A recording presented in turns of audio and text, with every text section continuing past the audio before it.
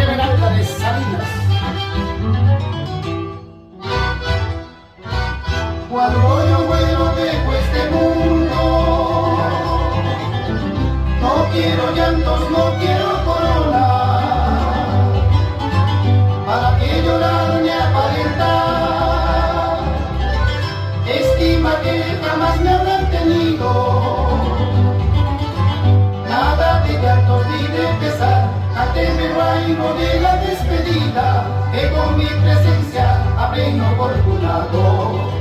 Ya que miré a la eternidad, quiero escuchar salud, saludcito, la música andina que tanto he amado.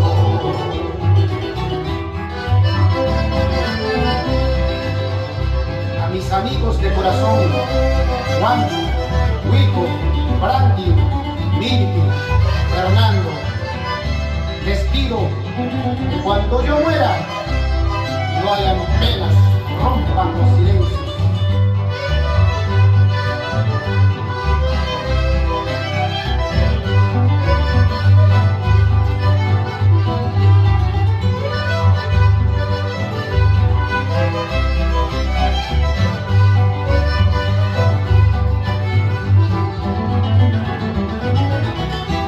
Mis amigos de corazón, con una gracia por favor les pido,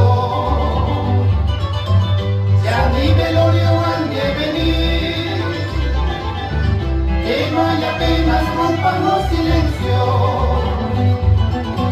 Si el compromiso les hace venir, tóquenme paños de mi santa tierra para despedirme de este mundilato. Y así podré yo terminar con esta vida amarga que me agobia, de puros sentimientos, de puros sinsabores. Mientras yo viva me alabarán, cuando yo muera me olvidarán, allí en la tumba solo estaré, sola mi madre me irá a llorar. En esta vida nada es